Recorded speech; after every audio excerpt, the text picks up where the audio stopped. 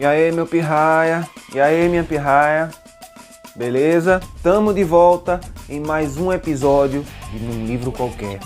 E como você já sabe, se você é inscrito no canal e já conhece Um Livro Qualquer, não se esqueça aqui embaixo de apertar no pitoco e ver a descrição, porque sempre tem muitos livros. Mas antes, a cunha na vinheta!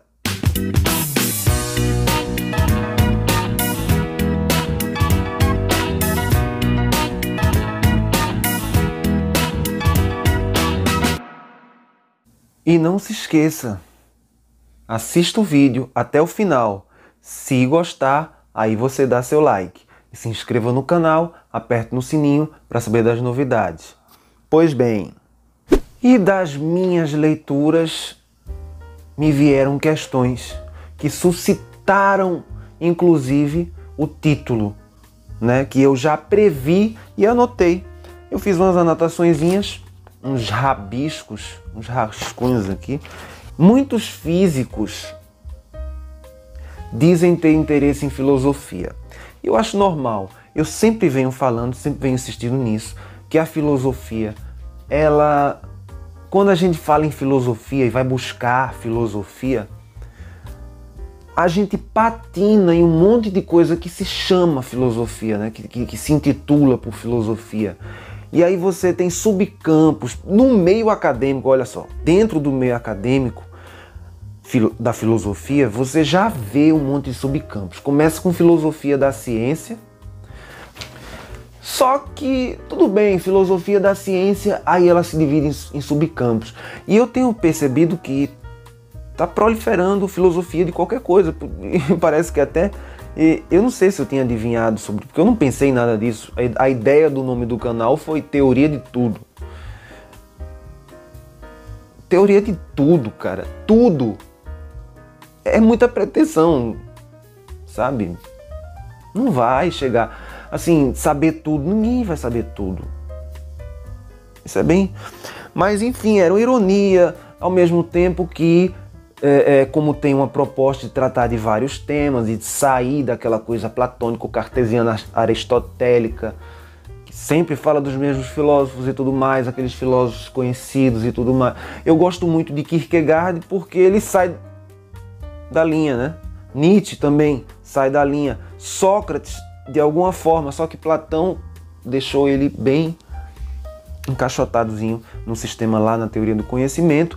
Depois Aristóteles desenvolveu e aí você começa a perceber uma visão aristotélica em tudo. E aí você depois tem Hegel, Kant, que terminam tudo, enfim. Aí você, por isso que eu falo em filosofia oriental, porque o modo de olhar da filosofia já parte daí. O modo de olhar já é diferente.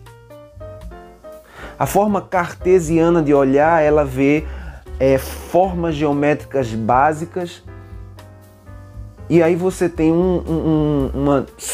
subdivisões, você tem categorias e todas as categorias, cada qual pertencente a uma delas, tem o seu ídolo. O matemático tem o seu ídolo, o seu guru matemático. O filósofo, né? Enfim, filósofo tem seu guru, né? E eu não coloco aqui ninguém, nem...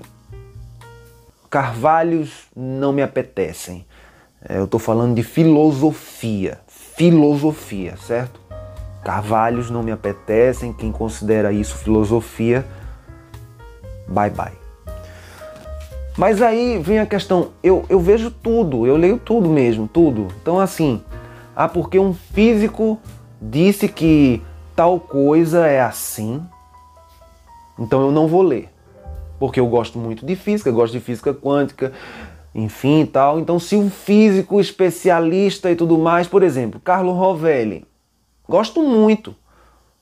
Mas o cara chegar e dizer, de alguma maneira que nos falta muito pouco a conhecer, não. Não falta pouco caralho nenhum. A gente não sabe nada. Nada.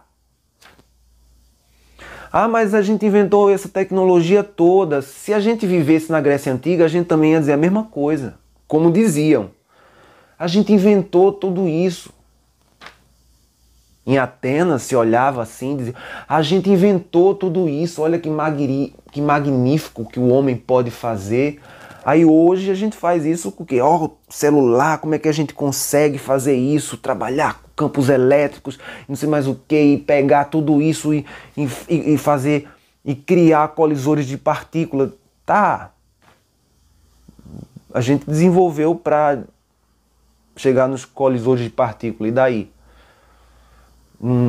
Na Grécia Antiga também se achava que a tecnologia humana era o máximo que se podia chegar.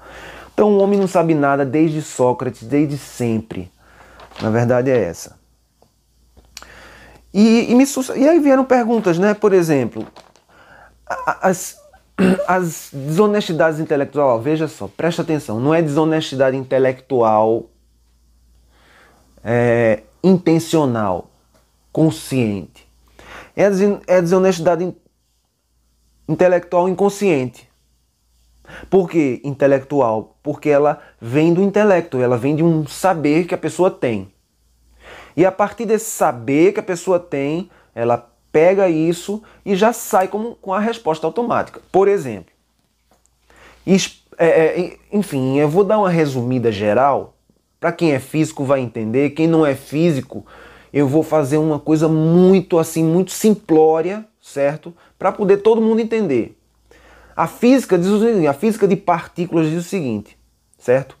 Que nesse sistema você tem sobreposições quânticas e cada um deles tem uma carga, certo? Ninguém sabe a carga que ele está, resumidamente, basicamente, sem matemática nenhuma, certo?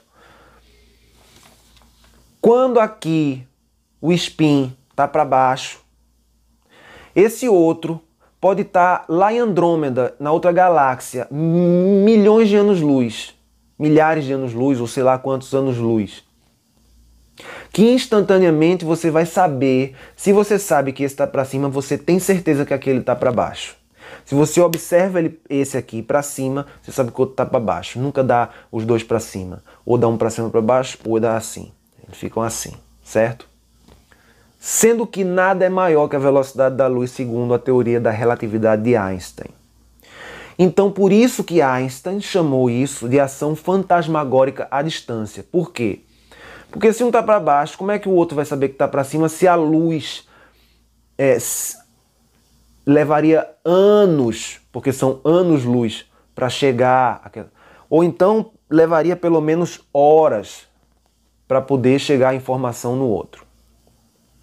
E aí existe uma saída simples para isso, que é a matemática. A matemática diz, não, é a mesma coisa que você pegar, por exemplo, 7 menos... Não, vamos fazer com o dedinho aqui, 5 menos 2.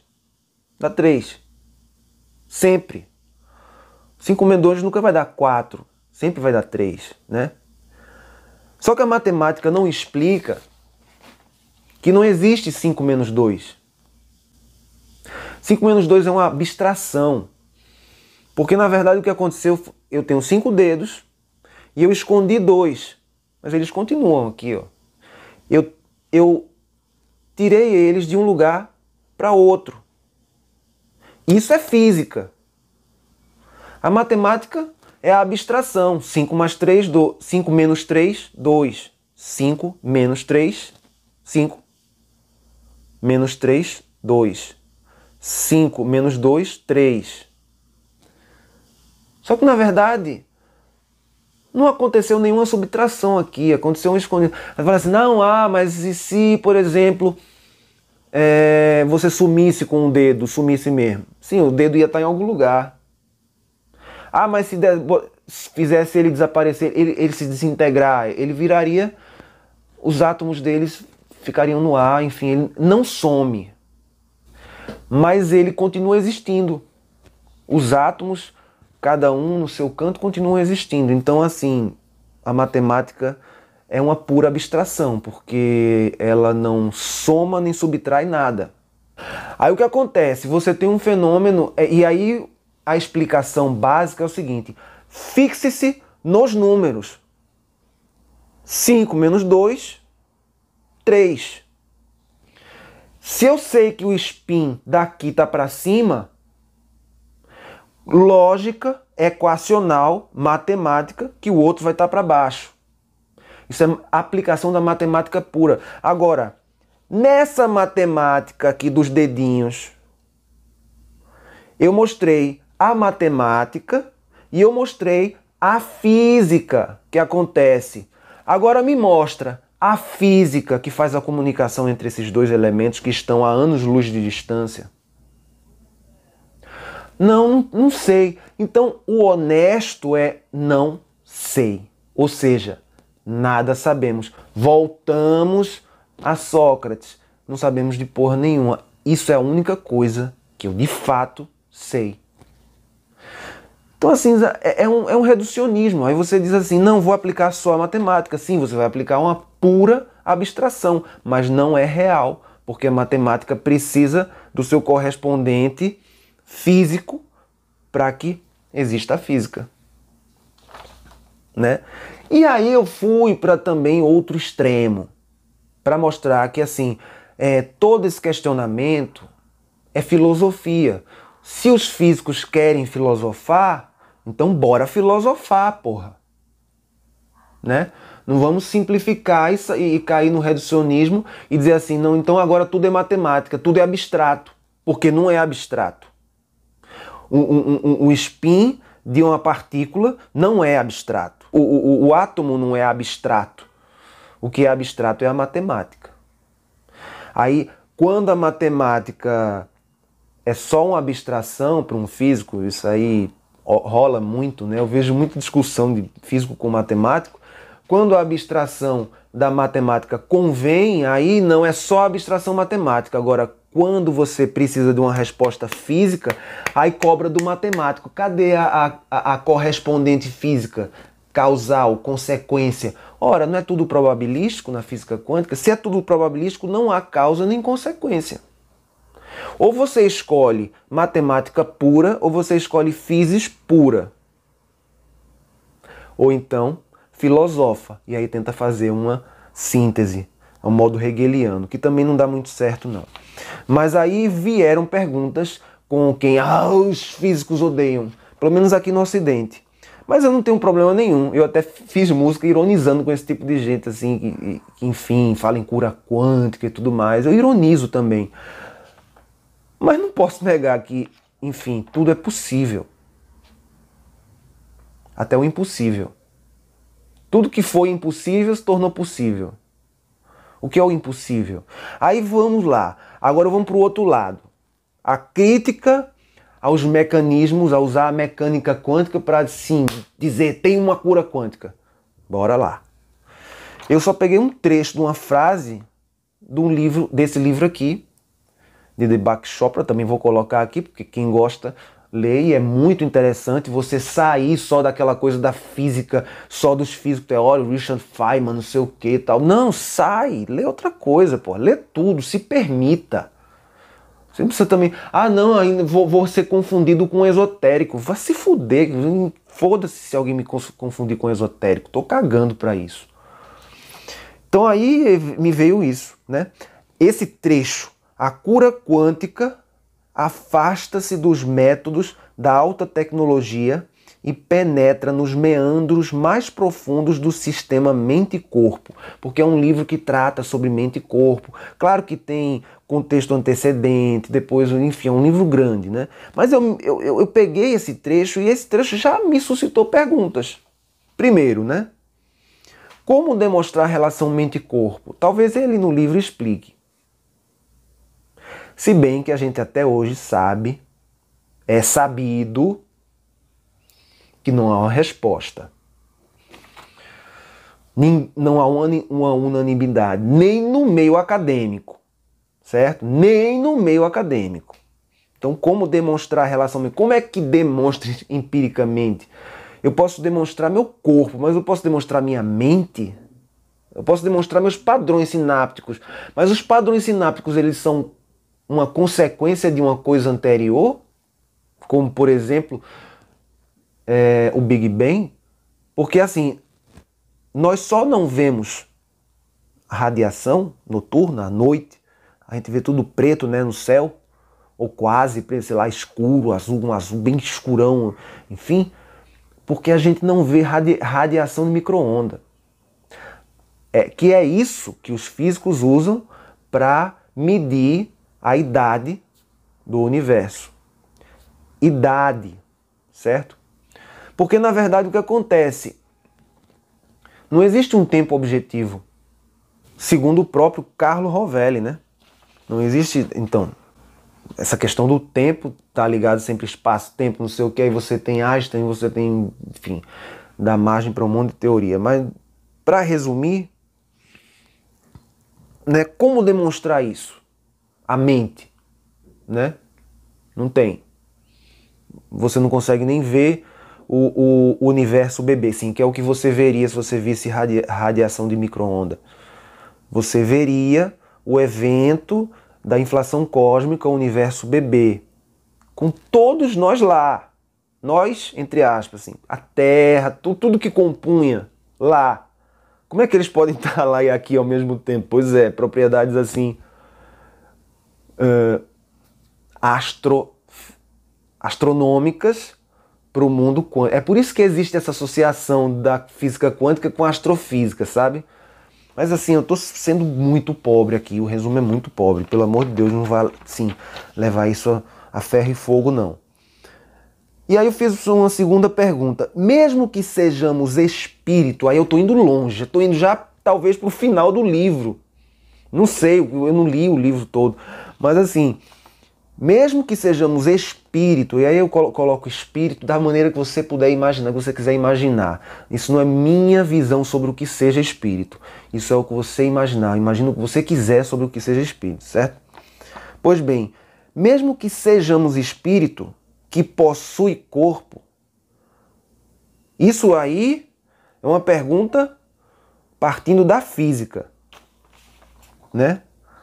Não seria o corpo também espírito? Ou seja, a física seria puro espírito e não teria nenhuma separação da mente? Porque, vê só, se tudo for física, o espírito também é física, se não há dualidade. Então, o que é que a gente é? Segundo a teoria monista, e aí o determinismo puro, que também é predestinação, ou dualista? Separa mente e corpo, ou os dois? Ou uma síntese entre os dois? É um problema. Porque se tudo for física, o espírito é física também. Quântica, microquântica, ou além do nosso entendimento, mas não deixa de ter sua propriedade física. E 3, a cura perfeita não deveria exceder o tempo, uma vez que é definitiva? Ou é cura por um tempo, cura só por um tempo, o que não a diferencia em nada da cura pela medicina, salvo pelo fato que esta última, a medicina, pode ser demonstrada com dados empíricos. Já essa cura quântica não pode. Então, fica aí essa provocação, né, filosófica, soltada no ar. E tem outras perguntas também que eu fiz aqui agora. Em relação ao ser. Porque esse aqui é o problema. Há um problema em relação ao ser. Todo mundo tem esse problema. De físicos a filósofos. De neurocientistas a teólogos. Enfim, todo mundo tem essa questão. E aí vão perguntas para essa questão. Porque eu não vou responder não. Hoje é o dia das perguntas. Por que o ser, né? Por ser eterno, é necessariamente imutável? Porque assim, a gente sempre pensa na mudança, vê. Aí você vai ter que voltar para a visão aristotélica, eu não vou explicar tudo, mas em resumo é eterno e imutável, porque o que é perfeito não precisa de mudança. Mas quem disse que o que é perfeito não precisa de mudança? Quem disse que se muda do melhor para o pior? Você tem que ter comido da árvore do fruto do conhecimento, né? Enfim, da própria criação do bem e do mal, do conceito do bem e do mal, para poder, enfim, criar dualidades e criar uma coisa que não pode mudar, porque se ela está perfeita, não pode mudar. Agora, se tudo está perfeito, pode mudar, né? Será que não se criou o ser como imutável justamente porque não se queria mudanças? O ser não existe, mas tem o poder de coexistir em tudo, ou não? Porque se você diz que o ser é incapaz, veja, você está atribuindo ao ser uma incapacidade, a incapacidade de existir. Então esse ser que você não é Deus. Porque sendo Deus, ele seria capaz tanto de ser como de existir. Ele poderia coexistir no ser, sendo e existindo, sendo imutável, transcendendo a nossa lógica. Porque na nossa lógica, uma coisa não pode outra. Se eu estou em movimento, eu não posso estar parado. Se eu estou parado, eu não posso estar em movimento. O que para mecânica quântica, tanto faz uma coisa estar em movimento como ela estar parada. Durma com a bronca dessa. E aí vem mais uma pergunta. O ser tem a habilidade de ser um sendo. Já o nada, não. O nada é nada. O nada, a partir do momento que se manifesta, já não é mais nada, ele é algo. Já o ser, ele pode ser um sendo. Enquanto é. Mesmo enquanto é, ele pode ser um sendo. O nada, antes, tem que vir a ser. Não só o ser é absurdo, como também o existir. Porque Kierkegaard trabalhou muito essa questão. Lógico, rechaçou todo o hegelianismo, criticou, foi crítico. Porque assim, a igreja da Dinamarca, na época de Søren Kierkegaard, era uma igreja baseada em Hegel. Vocês não imaginam não sei o quê, porque Hegel não sei o quê. Pois é, baseada em Hegel. Era o cristianismo hegeliano. E ainda existe um cristianismo hegeliano, kantiano, porque aí você tem imperativo categórico colocado, você tem o fundamento da metafísica dos costumes. Foi a única tentativa, assim, a última tentativa de se tentar o intentável, né, que é a metafísica. Porque aí exigiria uma dualidade, ou não. Ou a física é a própria metafísica. Só gostaria de repetir essa última afirmação. Não só o ser é absurdo. Kierkegaard estava certo. Tem que mergulhar no absurdo. Ou não. Ou você mergulha no absurdo de crer no impossível, ou você mergulha no absurdo de ficar sempre numa situação de angústia. Porque assim, é sempre numa situação de duvido, logo existo, duvido, assim, eu não posso mergulhar naquilo que... Então você fica numa espécie de suspensão da crença. E é absurdo também ficar com a crença suspensa, porque os seus instintos já desaguam em querer crer em alguma coisa, para pelo menos construir um projeto, inclusive um roteiro. Né? Então, assim, como disse como a própria Escritura, a Bíblia diz, né? O justo vive pela fé, né? E é mesmo, você crê até no próximo instante, que é um absurdo. Antes de tudo, certo? Nós voltamos à questão do não sei. E é isso que causa mais temor ao meio acadêmico.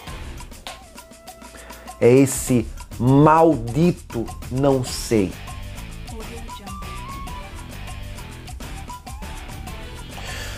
Eu escrevi aqui o simples não sei, porque o não sei, ele é simples.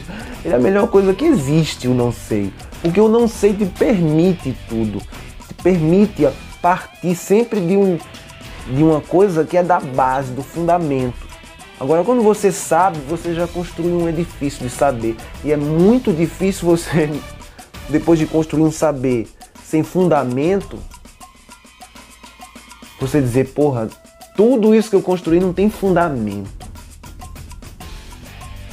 Agora, o não sei é massa, porque o não sei você cai, volta pro fundamento e reconstrói, sabe? É muito massa. Por isso que eu gosto de filosofia, porque filosofia permite isso a você.